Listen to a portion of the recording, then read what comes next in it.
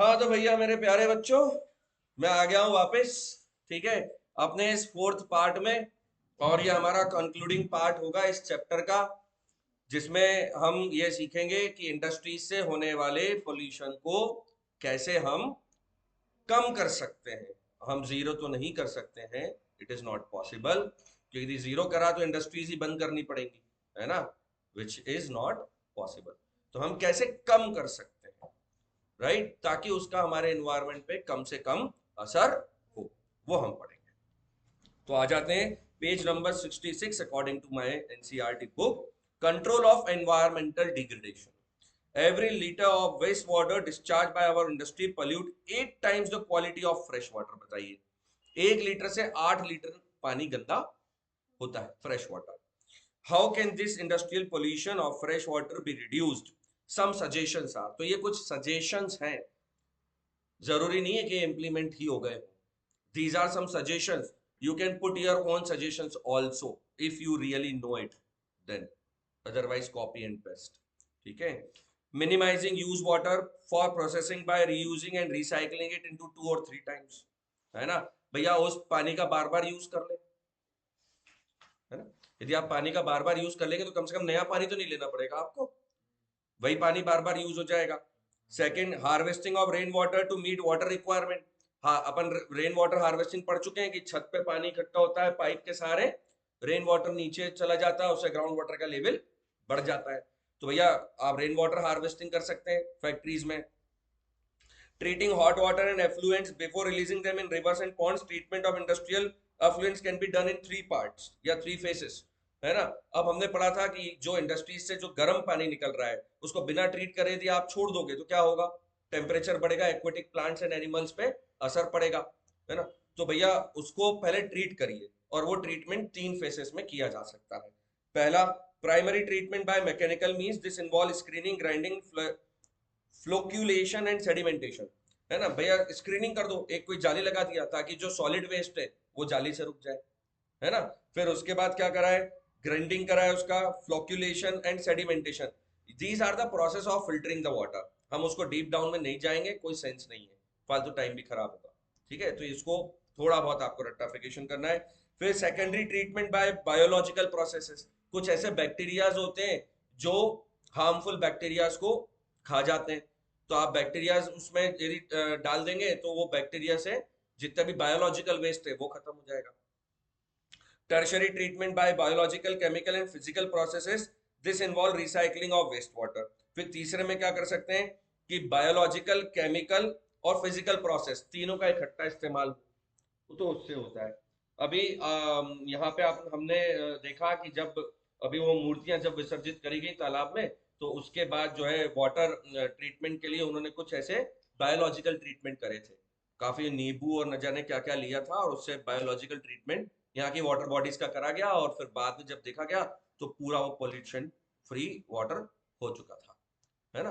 तो वो ट्रीटमेंट यहाँ पे हमने देखा, तो उस टाइप की मेथड्स यूज कर सकते हैं ताकि अ, हमारा प्रोडक्शन भी ऑन रहे और पोल्यूशन भी कम से कम हो। Overdrawing of groundwater reserved by industry where there is a threat of groundwater resource also need to be regulated legally। कुछ ऐसे कानून बनाए जाने चाहिए कि आप एक लेवल से ज्यादा, एक पर्टिकुलर क्वांटिटी से ज्यादा ग्राउंड वाटर का यूज नहीं कर सकते, क्योंकि यदि सारा ग्राउंड वाटर इंडस्ट्रीज ले लेंगे तो जो हाउस होल्ड में ड्रिंकिंग वाटर है उसकी कमी, स्कैरसिटी हो जाएगी। ठीक है, particulate matter in the air can be reduced by fitting smokestacks to factories with electrostatic precipitators, fabric filters, scrubbers and inertial separators।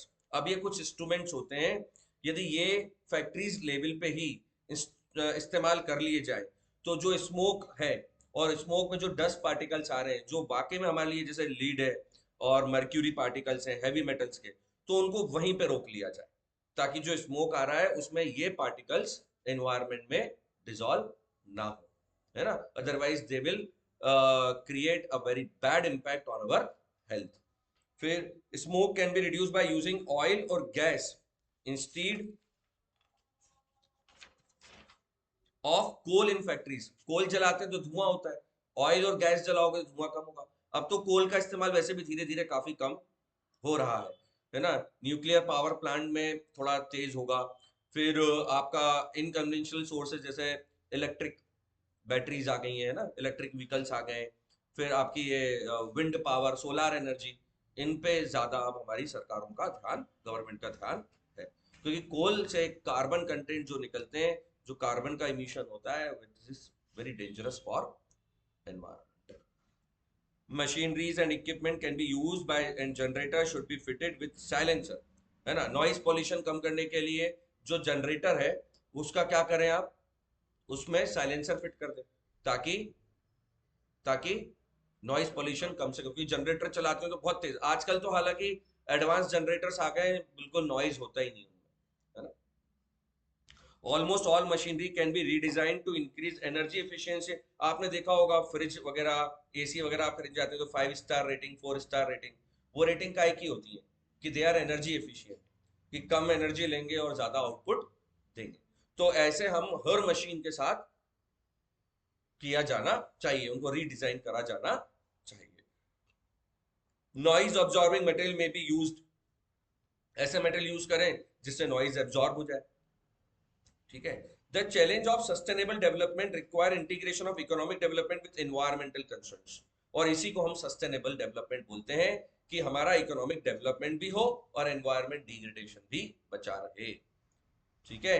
Without degrading the environment, the economic development of a country is known as sustainable development.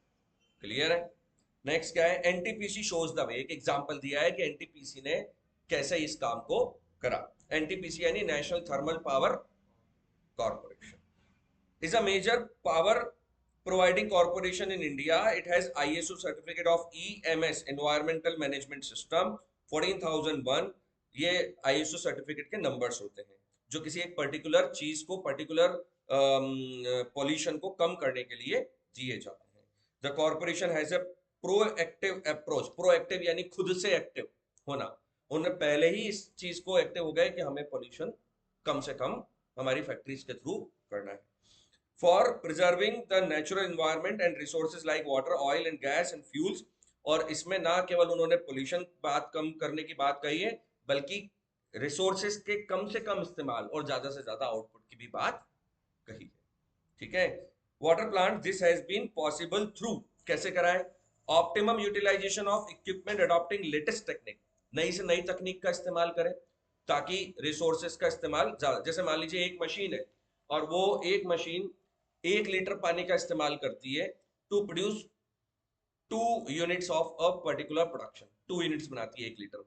अब एक नई machine आ गई, वो 1 litre में 15 units बना रही है, तो वो लोग क्या करते हैं, हमेशा लेटेस्ट टेक्नोलॉजी के ऊपर ही रिलाय करते हैं ताकि रिसोर्सेस कम से कम लगे और आउटपुट मैक्सिमम मिले, ठीक है। दूसरा, minimizing waste generation by maximizing ash utilization. NTPC में थर्मल पावर प्लांट काफी है, तो हाइड्रो भी है, थर्मल भी है, तो उससे ऐश निकलता है, राख निकलती है, तो उसका क्या यूज हो सकता है। आजकल आप देखेंगे जो बिल्डिंग मटेरियल्स है, ईंटें जो है वो ऐश की, ब्लैक ईंटें आपने देखी होंगी, उसकी बनने लगी, रीयूज हो गई एज बिल्डिंग मटेरियल्स, है ना। तो वैसा हम कुछ कर सकते हैं। Providing green belt for nurturing ecological balance and addressing the question purpose vehicles for afforestation. इसके अलावा काफी पेड़ लगा रहे हैं फैक्ट्री के आसपास या कुछ अलग स्पेसिफिक एरियाज में, they are maintaining green belts, जहाँ काफी अलग अलग प्रकार के स्पीशीज के पौधे और पेड़ लगाए जाते हैं एनटीपीसी द्वारा। Reducing environmental pollution through ash pond management, ash water recycling system and liquid waste management, ये कुछ उन्होंने तकनीकें अपनाई हैं जिनसे, क्योंकि उनका मेन जो पोल्यूशन या वेस्ट मटेरियल है वो ऐश है, तो उसको मैनेज करने के लिए उन्होंने कुछ टेक्निक्स अपनाई हैं जिनके नाम उन्होंने यहाँ पे दे रखे हैं। Ecological monitoring, reviews and online database management for all it's power station, और अपने सारे पावर स्टेशन का वो ऑनलाइन डेटाबेस रखते हैं कि कहाँ से कितना रिसोर्स यूज हुआ, कितना रिसोर्स प्रोडक्शन में कन्वर्ट हुआ। तो that is the end of our chapter, a very good chapter, है ना। बहुत कुछ ना केवल हमें सिखाता है ये चैप्टर, बल्कि हमारे point of view of exam से भी बहुत इंपॉर्टेंट चैप्टर है। मैप वर्क भी इसका इंपॉर्टेंट है कि कौन सी माइंस कहाँ ज्यादा पाई जाती हैं, बॉक्साइट्स माइंस कहाँ है ना, और आयरन और की माइंस कहाँ है, वो भी आपसे इस क्वेश्चंस में मैप वर्क भी पूछा जा सकता है। तो ये चैप्टर का आखिरी वीडियो है, और इसी तरीके से हम आपके लिए और भी चैप्टर्स के वीडियोस लाते रहेंगे। If you have any query about your doubts, और यदि आपको लगता है कि किसी पर्टिकुलर चैप्टर पे, चाहे वो किसी भी क्लास का हो, मुझे वीडियो बनाना चाहिए इस प्रकार के, तो आप मुझे कमेंट सेक्शन में लिख के भेजिए। I will try my best कि मैं उस पर अपना बेस्ट वीडियो बना के दे सकूँ। Thank you. और सब्सक्राइब जरूर कर लीजिएगा जिन्होंने सब्सक्राइब नहीं करा है। थैंक्स।